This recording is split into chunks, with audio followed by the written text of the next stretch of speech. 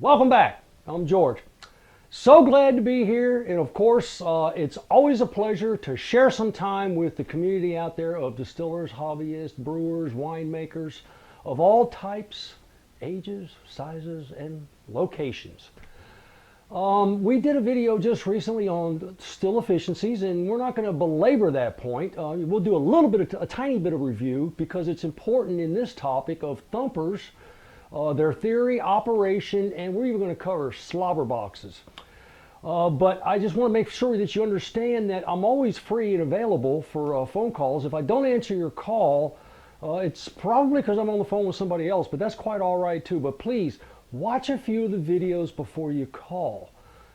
Chances are a lot of this information and your queries are already covered somewhere else. So my phone number is below. I really don't mind. And if you want to order something from the retail operation, you can get in touch with Josh or Ray. I forgot to mention Ray on the other video. He's still there, but those two guys are there and available at this number or at the website. So on to bigger and better things, but don't forget to subscribe, and if the little bell shows up, that's the notification bell. If you click that, you'll be notified every time a new video comes up, but it's not absolutely necessary. But please share us with your friends. Okay, I'm going to do a little bit of brief history because it's important to understand the background, and I hope this doesn't take too long, and you bear with me. You're bound to learn at the end of this. At least you'll have enough information and understanding to decide, one, whether you want to use a thumper or slobber box, and number two, how to actually size it the right way, and then how to actually use one. But we're not going to use one here today. We're just going to cover all the theory, and we'll use diagrams, and we're going to explain some of the tips and tricks and things that you need to know to be successful. You know, there's a lot of myths about distilling itself, and I had a really good conversation with someone through the comments section about some of the myths. Oh my gosh, the myths of methanol, the myths of turning to vinegar. I mean, there's so many out there that we got to try to dispel because they're abundant, and they're hard to disprove if you just take the belief phase that if I hear it, it's got to be right. Or if it's on the internet, it's got to be accurate. Please check everything I say. Present day, it is still illegal in all 50 states by the federal government to distill spirits. Now, there are some states, I won't name them, you can find out who they are. Missouri is one of them, which will allow you to brew or to distill, 200 gallons a year per adult and household, just like you can do beer and wine. And that one was changed during the Jimmy Carter administration when they allowed home brewing, because up until then that was also illegal. So that's present day. So let's talk about what happened with thumpers. Now, here's an example of what an old time, our historical knowledge of thumpers and why they were used. When you heat a still, and at that time, in most cases, if it was a backyard still or it was a back into wood still, they were using fired wood. Wood underneath a kettle of some sort in order to heat that mash. Now, and when doing that, you can understand how difficult it is to control the heat. So you can theorize that a thumper was kind of designed as a solution to that problem, because you think it's almost impossible, unless you're really, really good at controlling the amount of heat that was going to the kettle. So you were either too hot or too cold, and there was such a lag in between the two. So they came with a thumper. Now, what a thumper does is a thumper is a non-heated, initially from an external source, it's a non-heated vessel. And you transfer steam, like in this case, you transfer your vapors and your steam from the still into the thumper, to the bottom of the thumper, into another liquid medium, which should be an alcohol-based. It could be mash, it could be a 30 to 40% spirit that you put in there, or whatever the case may be. And there's also a way of using that as sort of like a gin basket for flavoring, and we'll get to that. And then what would happen is that controlling that was a whole lot easier, because all you were trying to do is produce a steam that went across and vapor, and that would heat the secondary vessel. And in doing so, those bubbles that came up and made the thumping sound where it got its name was used to heat that secondary container. Now, most backwoods and original thumpers were they used, my gosh, you know, an old wooden barrel was really easily available. They were available, and so that's what they used. Now, not only did they use them because they were available, but they also used them because of their thermal protection. They didn't dissipate heat as readily as something made out of metal.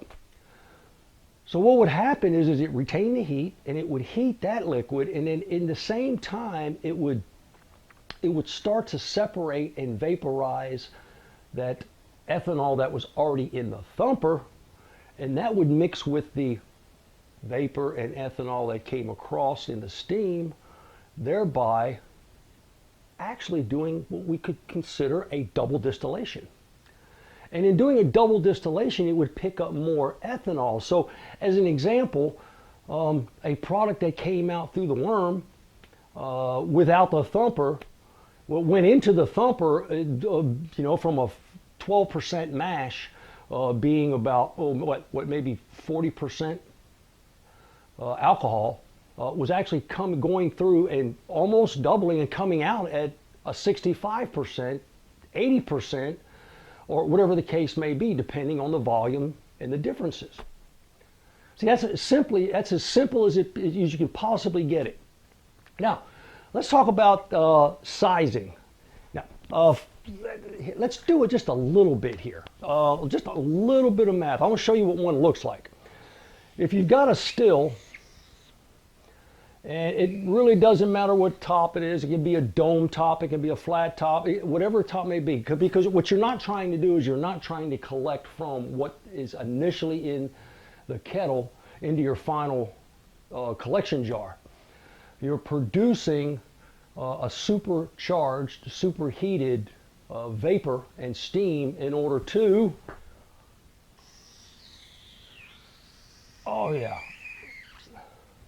heat your secondary container. Now, I'll get questions, and I'm sure I will. George, can we also heat the secondary container? Yeah, you can, to try to shorten the time. But if you follow through this, you'll understand why it's probably not the best idea. It's an idea. It could be helpful. You know, maybe you want to heat it up just a little bit to get it started, but then I turn it off because you've got to allow the natural process to take place on its own. Because if you try to increase this process, what you'll do is you'll mess with the mixture, and the chances of that second vaporization or that second distillation to fully mature before it exits. I'll explain more about that. So what we'll have is we'll have this exit port that comes off of the still, and this is going to be a closed system. Remember, we talked about that on the other video about an open system versus a closed system, which is another myth. I mean, stills don't normally explode. Remember, you need those three elements. You need pressure, you need a volatile substance, and you need temperature, at least, and a flame. So I guess the fourth one's there. But in an open still, you do not have the pressure, so you're missing one of the elements or one of the conditions. Now, once you put a thumper on here, you've added that condition, so you're going to have back pressure. But does the risk go up? Certainly, because you've added that. I mean, is the risk so bad that you want to avoid this? No. Please be safe.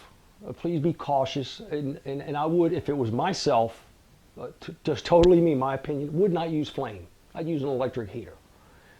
Electric heater doesn't provide the flame, which is going to be one of the conditions. Are we making sense? Okay. All right, this comes out and it goes into the thumper, and this is a sealed container. It's a sealed container. It could be wood, it could be metal, it could be copper, it could be stainless steel. Wouldn't use any other types of metal, copper, stainless steel, or wood. And now remember, if you use a wooden barrel, it's just like the small wooden barrels you get to age your spirits in. If you don't pre-soak that, it's going to leak. So you got to pre-soak that so that it seals up and then use it. All right. And now this drops all the way down to the bottom, and then you've got an exit port somewhere on the other side of that goes into a worm. And we have already discussed this whole process. So it really kind of makes sense. You know, just going to heat this up, you know, and now we fill you never fill a still all the way up. I have an 8-gallon still, and I'll probably never put more than 6 in it. I need that headroom. I need that headroom for that vapor to develop, for some separation to start happening, and for it to start moving. So if we fill that still up, and let's say we're going to use this as an example. This is going to be an 8-gallon model. All right, and all that steam starts to move up and move over. Now, how large should our secondary vessel be? And that's what we call the rule of thirds. Okay, at a minimum, this vessel should be at least 1/3 the size of this vessel. So if this is an 8-gallon, 1/3 of an 8 is right around 3 gallons. Now, there's another method you can use, and that would be your expected alcohol production. See, that's why it's so important to have a hydrometer. So if you know what the alcohol by volume is in your mash, you should have twice as much in your thumper. Let me give you an example. Let's say, for instance, we have a 15% alcohol by volume mash, and we have 5 gallons of it. 15% of 5 gallons is, I know this off the top of my head without a calculator, is 3/4 of a gallon. So I'm going to need a thumper large enough to hold at least of the same ABV, alcohol by volume, 15%. It's got to hold at least 1.5 gallons. Well, guess what? A 1.5 gallons in that, a 3-gallon thumper would do the job. So you can either use the 1/3 rule, or you can use the twice your expected collection. Okay, make sense? It's that simple. Now, also in the thumper, you need to fill the thumper at least 2/3. Now, there's a challenge here that I hope I can explain very easily. If there's not enough, or the ABV is too low in the thumper, let's say, for instance, you say, I'm just going to put water in there. Well, great. It's not going to do nothing. What goes in is what comes out. If your volume in your thumper is too low, and you've got 1/3, well, in a very short period of time, the volume here, along with the heat, is going to overcome what's available. So you'll start with a sort of a double distillation with an increased alcohol content, and then it will slowly, well, in a short period of time, then it will drop off, and it would be like having water. It would quit working. Okay? If you fill it up way too much, then you have the opposite effect of being so difficult with so much fluid, so much of a medium, that the separation discontinues happening, and then again, what goes in is probably what's going to come out. So just make sure, and there's not a precise line, excuse me. I'm telling you, about 2/3 of the volume of your thumper is your fill line. What happens if you go a little bit above? You're going to probably be okay. What happens if you go a little below? You're going to probably be okay, but please don't shortcut yourself. Okay?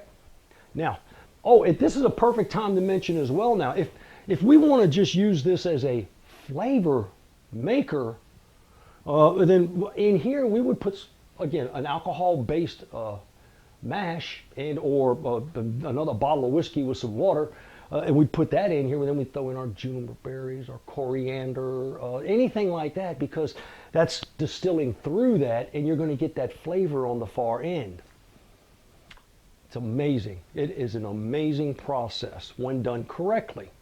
Now, also, the old timers used to love a thumper because first it solved the heating challenge, and second of all, the congeners that were dissipated using a column which a lot of times stripped some more of the flavor that they didn't really appreciate being stripped.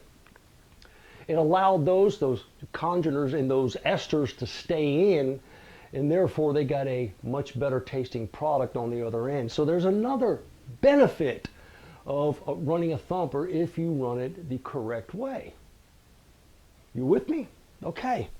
Now, that's basically how it works, and this is what takes place through this process. Now, here are some tips and tricks that I need to make sure I share with you.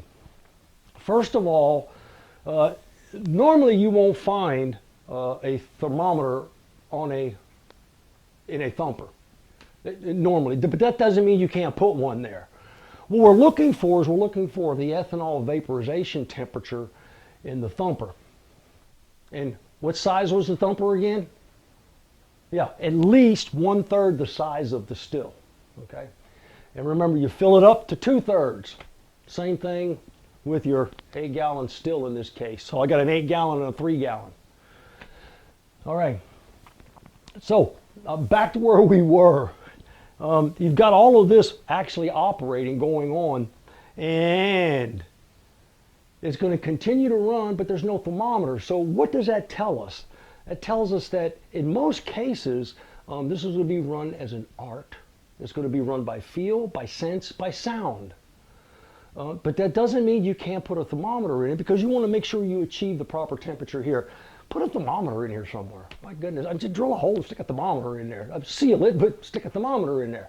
So you'll know when you're right at about the right temperature. If you put a thermometer in the kettle, that could be beneficial, but then again, I'm of the opinion that a thermometer in the kettle is like trying to drive 55 miles an hour using the tachometer.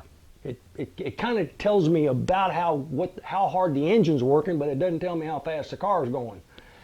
If you really want to know how well your still is working, your thermometer needs to be up here in the top so you can measure the vapor temperature.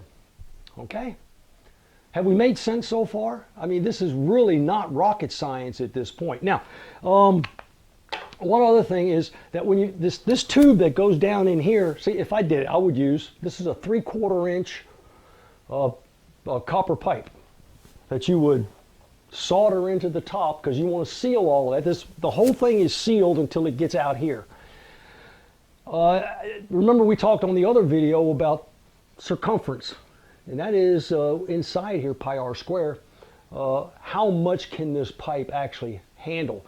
So instead of using a small 1/4 inch or 3/8, I went straight to a 3/4 inch pipe because I know that can handle a larger flow. And hopefully you're using that same 3/4 inch pipe at a minimum, I'd say, from the top of your still into your thumper. On the very bottom of the thumper, I got one of those caps. And I put the cap on here, and I soldered the cap on, and I drilled maybe 12, 15 holes in the bottom, small holes.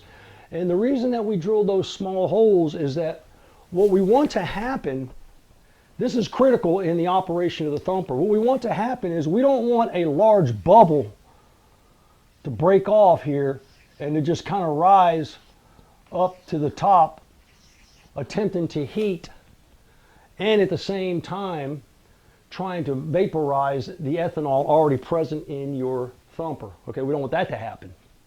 So in order to be a bit more efficient, we want to break those bubbles up, and we want several little bubbles coming out, and we want them to move all over the place. Now, they're still going to make a noise. They're still going to make a noise, but we want smaller bubbles, because the smaller the bubbles, think about it, the more surface area of the bubble is in contact with more of the mash that's inside. Okay, I'm going a little bit too deep. But just poke some holes in the bottom of it so that it dissipates. It comes out in little bubbles, and it fills this up. Now, here's what will happen at some point in time. At some point in time, your thumper shouldn't go dry. If your thumper goes dry, you're definitely doing something off the wall, and you're probably running way too hot. Because remember, what you're gonna vaporize. You're gonna send in vapor and use that vapor to heat this to vaporize any of the ethanol here for it to escape.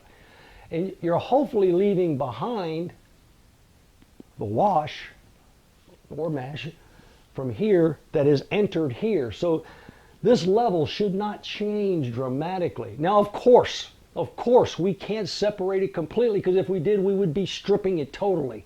So you're going to have some water that's going to go along with it, because it's not going to come out 100% pure. So some water will always go with your ethanol to come out, to give your spirit that flavor. Don't worry about that. You may lose a little bit of volume, but you should never run dry. Now, I hope that makes a lot of sense, and I hope that kind of settles the argument between, well, whether I should use a Thumper or whether I shouldn't use a Thumper, and what are the benefits of using a Thumper. And the only real disadvantages of using a Thumper is the amount of heat that it takes, the amount of time that it takes. You might say the little increase in risk of a potential but all in all, if you have it available and you're capable, because there is more of an art than there is a science to this one, then by all means go ahead and do that. Now, one last thing that we haven't covered yet, and we said we would, was the slobber box. Remember, we mentioned that earlier. Now, what's the difference between a slobber box and a Thumper? Well, if you looked at them side by side, you'd be hard pressed to tell the difference. That's because if you've got a still and you've got, if this was a Thumper, this would be what? Yeah, at least 1/3 the size of this. So this would be a 3-gallon, and this is an 8-gallon. That's your sizes. And I've got a 15% mash in here, and I'd fill this up to 2/3 at least of a 15% mash or more. You can use tails. You could use liquor, just pour it in. It's totally up to you. Remember, the higher the alcohol by volume, kind of like the more you're going to double it. But you are double distilling. All right, now I've got this. In my case, I use a 3/4 inch. You can use a larger one. Now this one, oh, there we go, and it goes into our condenser, yes. And it goes out into our collection jar. Now you'll notice the difference is that in this case, this arm does not go all the way down to the bottom, and we do not even refer to or discuss filling this with anything. It's empty. And you may have even a petcock here on the corner in order to drain during a run. Now, the reason why a slobber box comes in handy, and a lot of times, I mean, nowadays they're not really that practical or necessary, because we have so much more control of heat. Back years ago, when we did not have that control, the still would run and it would get so hot, or hotter, and it was so hard to control and maintain that balanced temperature that it would start to do what we call, and you've heard the term, puke. It would bust out some, it would start to foam would come out, it would churn over, a lot of things would pop out. Well, the purpose of the slobber box, and it doesn't have to be, if this is a slobber box, it doesn't have to be 3-gallon, it could be a small box. Anything that came out would just kind of drop in the bottom, and the vapors would transfer over and come out clear. That's what a slobber box is used for. So please don't get them confused. A lot of people use the terms interchangeably, but they are totally two different things within themselves. That brings us to an end, and I hope that we've demystified and we've uncovered some issues and some interesting information that you can take advantage of if you should decide to build your own, or to either use or not use a Thumper. And the purposes of what a Thumper does. They are a magnificent piece of equipment if used correctly. The challenge is there's too many people who fully don't understand the operations and the theories of how a Thumper works, and they're challenged by their own results. So please, do some research, give us a holler. You can call. Leave comments below, because we answer them as often. Matter of fact, I answer every one of them if at all possible. If I don't answer, it's because I probably didn't get it for some reason. Okay, this brings us to the end. So, as always, to all of you friends out there, Whatever it is that you do that makes you happy, please keep doing it. And happy distilling.